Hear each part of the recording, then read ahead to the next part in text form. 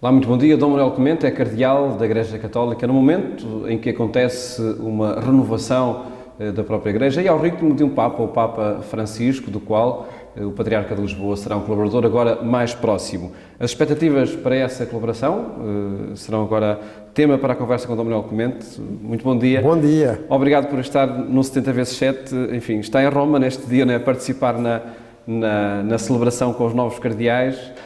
Mas aqui a conversar no programa 70x7 sobre este momento que foi particularmente apresentado pelo Papa numa carta que dirigiu precisamente ao Dom Manuel e aos outros cardeais, em que definia esta eleição como uma vocação, a tua nova vocação, assim disse. Porque é um chamamento, não é? Porque a palavra vocação quer dizer, e neste caso, feito por ele próprio, pelo Papa Francisco, que me chamou, como aos outros, para sermos seus colaboradores especiais, porque a palavra cardeal também tem esse significado de apoio, não é? De sustentáculo, não é? Proximidade, diz mesmo o Papa. E por isso mesmo ajudamos o Papa no seu trabalho na Igreja Universal, embora estejamos, a maioria de nós, a trabalhar em diocese, em igrejas locais concretas, como é o meu caso em Lisboa, mas com este trabalho também, digamos, complementar, básico até, de acompanhar o Bispo de Roma, o sucessor de Pedro, neste serviço da Igreja Universal. Portanto, nesse sentido é uma vocação, porque foi ele que chamou, é ele que chama. Como é que tomou conhecimento dela? Da maneira mais, enfim, nem sei como é que lhe de chamar, mais fortuita, porque eu estava... Os nossos telespectadores são capazes de achar graça. Eu estava numa estação de serviço a tratar do carro, quando toco o telemóvel, era uma amiga minha a dizer: olha, estou aqui a ouvir o Papa em Roma a dizer que o senhor é cardeal, dos meus parabéns. Ah, sim, está bem, então vamos a isso. Um domingo de manhã, não é? No Ângelos, dia 4, não é? Dia Exatamente, numa estação de serviço. Em qualquer lado se pode ser chamado. O Papa disse também nessa carta que ser cardeal era de respeito a Roma, de respeito ao Papa, não à diocese onde é bispo titular. Aí está uma tónica muito particular. Até nós somos, como se diz, incardinados na diocese de Roma. Estar incardinado quer dizer estar juridicamente vinculado a uma diocese, não é? E por isso recebemos uma igreja de Roma, chama-se um título, não é? O título quer dizer uma igreja de Roma. Que no meu caso é a igreja de Santo António dos Portugueses, ou Santo António do Campo de Marte, como se chamava no tempo dos romanos, daquela zona. Mas para significar o quê? Significar que nós estamos com o Papa, que é o Bispo de Roma. Exatamente por ser Bispo de Roma, estar à frente daquela comunidade que vem dos tempos dos apóstolos Pedro e Paulo, que ele é o sucessor de Pedro e que tem, além daquela igreja particular, a Igreja Universal, para a confirmar na fé, como Cristo disse a Pedro, confirma os teus irmãos na fé. E é enquanto colaboradores do Bispo de Roma, que nós somos colaboradores do Papa, portanto estamos ligados àquela igreja, que é, digamos, e deve ser cada vez mais, uma comunidade de referência para as igrejas de todo o mundo, nos diz respeito à fé, àquela fé que recebemos dos apóstolos. E ele depois até diz: olha, não te esqueças disso, que ficas agora encardinado na Igreja de Roma, para que dares testemunho do Evangelho e, se for preciso, com o próprio sangue, que é por isso que te vestes de encarnado, que é a cor do sangue. Aliás, para os nossos telespectadores também saberem porque é que aquelas vestes cardeais são vermelhas, que é dar o sangue, dar a vida, neste sentido, pelo testemunho do Evangelho. Em todo caso, e também a partir das cores das vestes e de toda a celebração em si, o ser cardeal muitas vezes também se relaciona com a honra, com uma circunstância mais honorífica, que o Papa nesta carta também chama a atenção para que se tenha cuidado com isso. Para não chorar a cabeça, ele até diz isso de uma maneira muito expressiva. Sim. E com certeza, julgo que no meu caso já não é preciso muito, porque eu ligo relativamente a essas coisas, não é? Mas pronto, é bom que o Papa lembre, porque isto trata-se de um serviço de apoio ao Ministério do Papa, o Ministério que é hoje em dia particularmente importante e forte na cena mundial, como nós vemos, não é? Ele está a ser, e ainda bem que está, uma figura de referência quase imediata, até para a resolução de conflitos. Ainda agora, o trabalho que ele teve, mais os seus colaboradores, nesta reaproximação entre Cuba e os Estados Unidos e o fim do embargo, etc. E em tantas outras coisas que não se sabem, porque levam o seu tempo a saber-se. porque também aqui às vezes o segredo é a alma do negócio, quando se trata de atingir grandes objetivos para a paz e para a colaboração. E é para aí que os cardeais são chamados para ajudarem o Papa neste serviço à Igreja Universal. Portanto, não digo que seja propriamente uma honra, vai ser o proveito de muitos. O Papa Francisco até adverte para o cuidado de não considerar um prémio, não é? Sim, porque não é realmente, não é um prémio, é um serviço. Agora, nós herdamos na Igreja coisas de muitos séculos, não é? E concretamente daqueles séculos que aqui na Europa se chamaram barrocos, que davam, havia muita importância ao exterior, ao cerimonial, às pompas e circunstâncias. Não é? Nós só temos a circunstância, a pompa temos que a relativizar. Como é que lida com o impacto social que este acontecimento está a merecer? Bem, olha, vou lidando com a naturalidade possível, não é? Porque pronto, nós temos uma certa concentração simbólica. Estas figuras, os bispos das dioceses, os cardeais com o Papa em Roma, o próprio Papa, têm uma concentração simbólica muito forte, porque olham para nós e pensam, a Igreja, não é? Às vezes de uma maneira muito bonita. Por exemplo, quando se olhava para a Madre Teresa de Calcutá, também se via naquela velhinha, carcomida, mas cheia de caridade, uma representação da Igreja. Isto dá-nos grande responsabilidade, porque não estamos só por nós, estamos por muitos, estamos por uma tradição, estamos por uma grande comunidade de crentes, e por isso é uma responsabilidade a que nós nos vamos habituando, não é? Mas nunca suficientemente.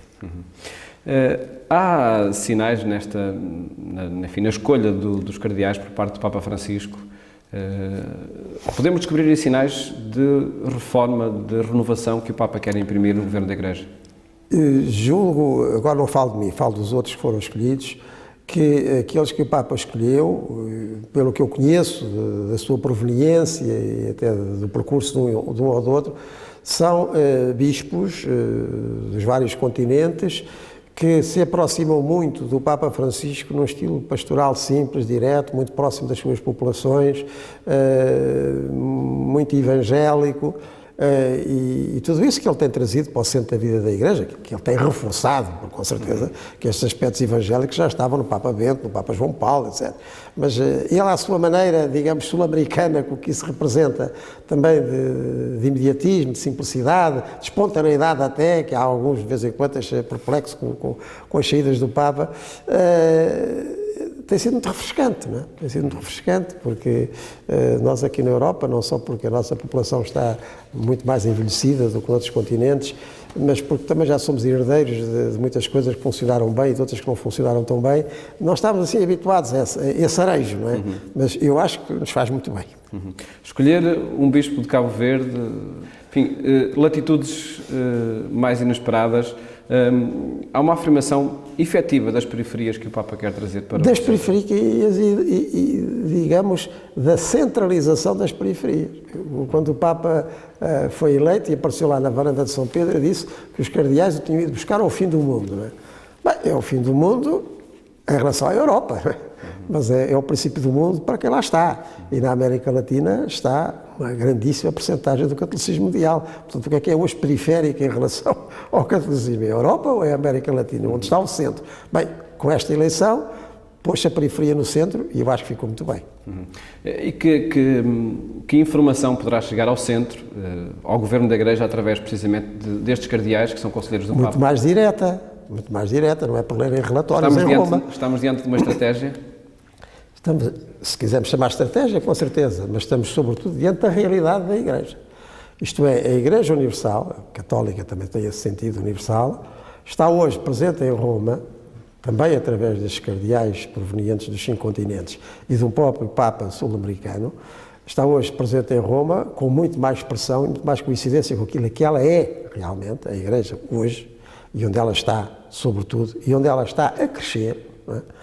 Do que estava até aqui. Isso é verdade, porque nós durante muitos séculos só tivemos papas italianos, não é? Desde o Papa Adriano VI, nos anos 20 do século XVI, até ao Papa João Paulo, que veio da Polónia nos anos 70 do século XX, tivemos ali séculos de papas italianos, até por uma razão, julgo eu, para utilizar termos de hoje, geoestratégica, isto é, seria difícil, numa Europa de blocos, escolher um Papa alemão, não sei se os franceses gostavam, ou espanhol, não sei se outros gostavam. A Itália, como só foi um país assim unificado no final do século XIX, era um conjunto de pequenos principados que não fazia sombra a ninguém. Isso talvez tenha ajudado a que os papas fossem escolhidos a Itália, porque os cardeais também eram maioritariamente italianos. Hoje em dia, neste mundo em que estamos, também globalizado catolicamente, isto que acontece com estas criações de cardeais dos 5 continentes, com o próprio Papa Francisco, coincide muito mais com a realidade da Igreja. E está muito bem assim. O padre Federico Lombardi, da Sala de Imprensa da Santa Sé, no dia em que o Papa anunciou precisamente o nome dos cardeais, disse que a escolha do Papa estava mais ligada precisamente a critérios pessoais do que, por exemplo, a sedes, habitualmente sedes cardinalícias. No seu caso, acha que o Papa o escolheu por ser o Patriarca de Lisboa ou por ser o país que é, o país até periférico na Europa, um país simbólico também? Eu isso não sei responder porque ainda não falámos diretamente sobre o assunto, não é? Mas acho que é normal que o facto dos bispos de Lisboa serem patriarcas desde o século XVIII. O facto de um Papa, o Papa Clemente XII, ter, numa bula, que é um documento importante, dito que o Patriarca de Lisboa, no primeiro consistório a seguir à sua nomeação, é feito cardeal. E que isto tenha sido sempre até aqui, que isso também tenha tido o seu peso, não é? Claro que o Papa Francisco não estava obrigado a seguir uma bula do seu antecessor do século XVIII, o Papa Clemente XII, mas, enfim, certamente que alguém lembrou, no caso dele não saber, que havia essa tradição. Quanto ao mais, da minha parte, só há a responsabilidade em corresponder às expectativas que ele tem em mim, mas não sei dizer mais do que isto. Então, por isso, enfim, normal esta nomeação? Ou decorrente dessa tradição? Mas eu devo dizer que, para mim, constitui uma certa surpresa, porque, de acordo com aquilo que tem sido a atuação do Papa Francisco e a grande liberdade que ele tem em relação a usos e costumes anteriores, admitia já que também isto fosse coisa do passado, devo confessar. Por isso, talvez até mais uma escolha pessoal do propriamente uma tradição. Pessoal é sempre, mesmo tendo em conta outras razões. Não é? Pessoal é sempre, mas como digo, ele não falou comigo acerca disso. o Papa Francisco, enfim, e não tenho essa contabilidade feita, mas estamos até em vias disso. O Papa Francisco escolheu muitos dos participantes no Sínodo dos Bispos sobre a Família, nomeadamente o Dom Manuel Clemente, que lá esteve. Que sinal podemos também encontrar aqui? Bem, para já, este sínodo sobre a família, o de outubro, porque foi extraordinário, já tinha lá os presidentes das conferências episcopais. Diferentemente da Assembleia de outubro próximo, em que as conferências elegem membros seus, independentemente de serem ou não serem da presença das conferências, ali já havia uma certa seleção feita, porque os presidentes das conferências episcopais também são escolhidos pelos seus pares, não é? Isso, para já, enfim, dava-lhes uma certa marca que o Papa pode ter tido em conta, não é? Mas eu não sei dizer muito mais do que isto, em relação à escolha do Papa e aos critérios, não? Constato. E a constituição do Colégio Cardinalício, com uma representatividade muito mais alargada, menos hegemonia de alguns países? Isso repito o que disse atrás, acho que ela neste momento corresponde muito mais ao que é a Igreja neste momento em todo o mundo, nos 5 continentes, do que antes. É um processo que tem vindo a fazer o seu caminho, chamado a internacionalização do Colégio Cardinalício e da própria Curia Romana. Tem-se andado muito nesse sentido. Mas bem, muito bem, até porque hoje é possível, quer dizer, hoje em dia as viagens são relativamente fáceis. Os meus antecessores, que foram patriarcas de Lisboa, os anteriores ao século XX, pouquíssimas ou nenhumas vezes, em alguns casos, foram a Roma. Portanto, nem sequer para receber o barrete cardinalício, não era possível. Hoje é tudo perto, não é? Como nunca foi. E que repercussão terá no cotidiano da Igreja, no dia-a-dia da Igreja, precisamente até por estas facilidades de comunicação e de deslocação? Eu julgo que se verifica, porque nós reparamos que hoje a Igreja, mesmo nas suas determinações centrais e na reflexão que vai fazendo pelos seus membros mais responsabilizados, já não é uma Igreja europeia. é em grande parte uma igreja latino-americana e até de outros continentes. Nós temos visto sucederem-se à frente de dicastérios romanos, cardeais africanos, cardeais asiáticos, e isso, repito, é um processo agora verdadeiramente em curso e muito certo, porque assim é que deve ser, tratando-se de um serviço à Igreja Universal, porque o Papa tem essas duas dimensões. Como Bispo de Roma, é um bispo como todos os outros bispos nas suas dioceses, embora para a diocese de Roma ele tenha um cardeal vigário que efetivamente exerce essas funções, mas o bispo é ele.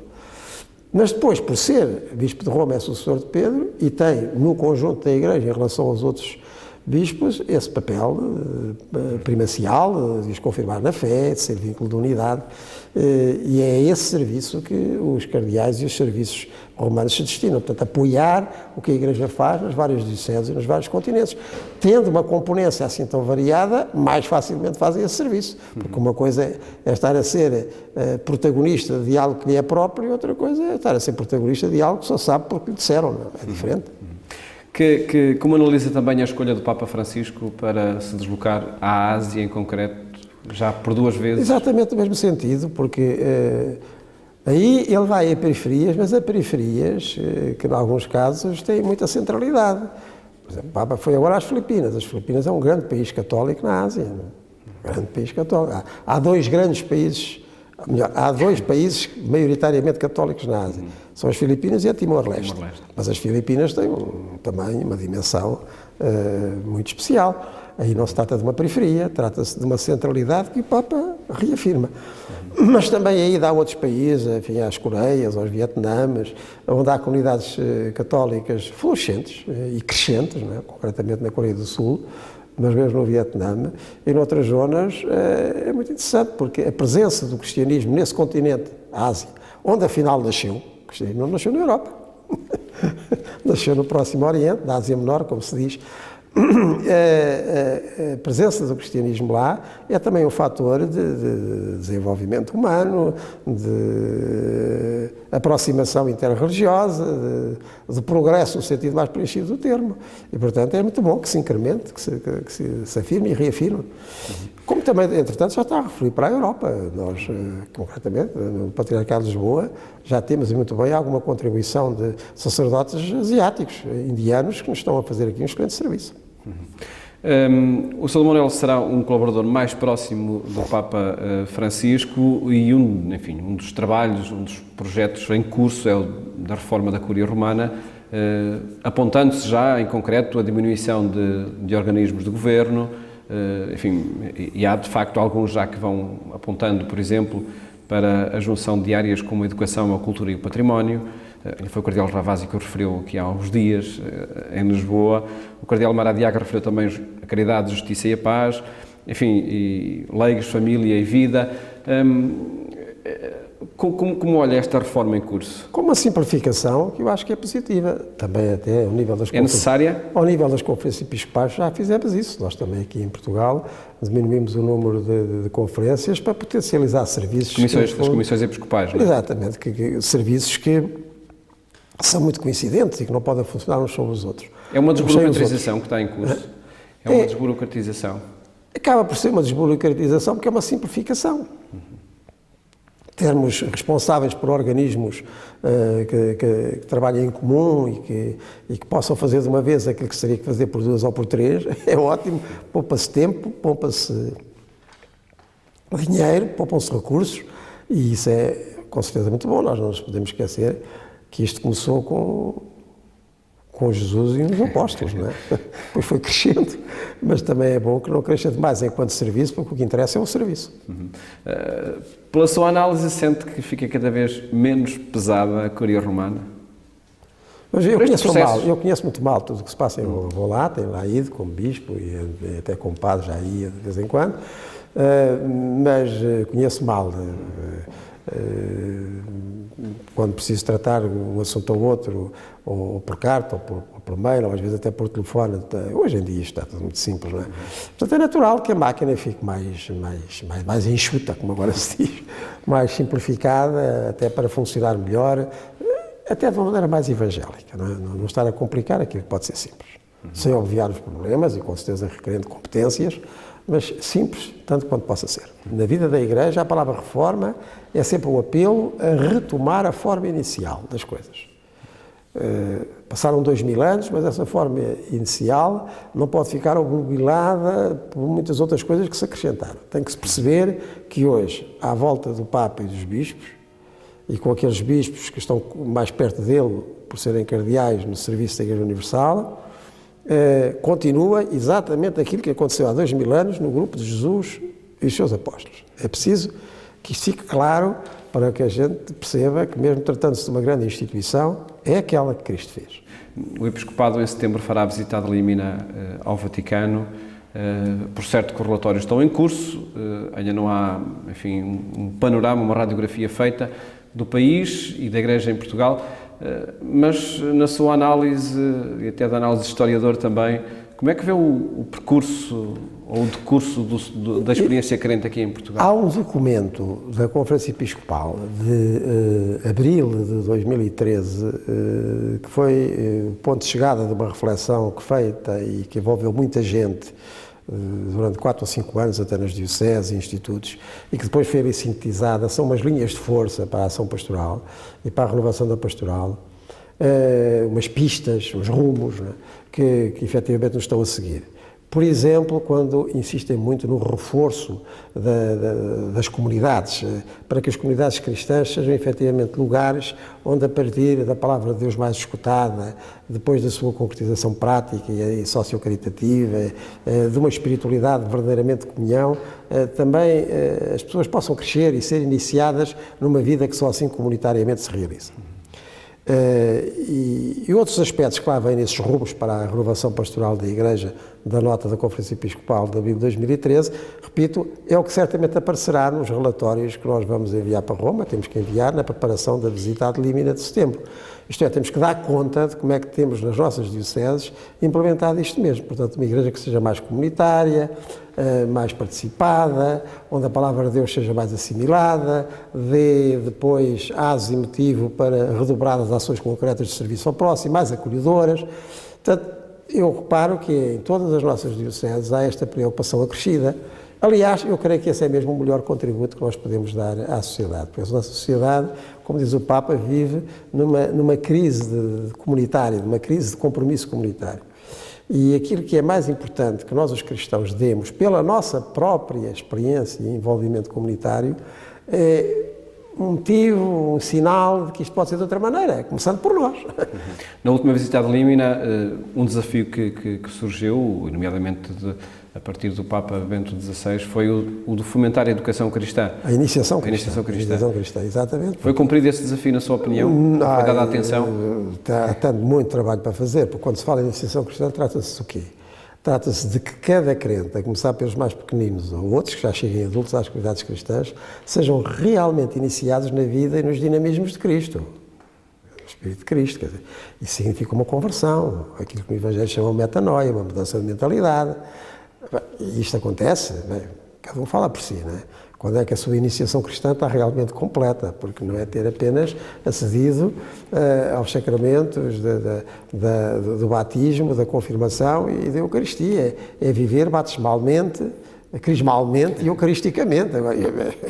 Agora, fazer um grande esforço e um grande empenho nesse sentido é fundamental, porque é para isso que nós cá estamos, para que aquilo que aconteceu em Jesus de Nazaré há 2000 anos aconteça agora com todo o cristão e a cristã em qualquer Nazaré do mundo, não é? Como cardeal, vamos encontrá-lo mais vezes por Roma? Não sei, eu estou para aquilo que o Papa Francisco quiser, não é? Muitas das coisas podem ser feitas à distância, mas não sei, não faço ideia nenhuma. E o futuro a Deus pertence, como sempre, mas agora passa também pelo Papa Francisco, como ele quiser. Depende do que ele me pedir. Sr. Manuel, felicidades também para felicidades para todos também. Trabalho. Muito obrigado por ter falado connosco neste programa 60x7, no contexto deste consistório que aconteceu em Roma e do qual vos daremos conta ao longo da semana no programa Eclésia. Votos de bom domingo. Até a próxima semana, se os quiserem.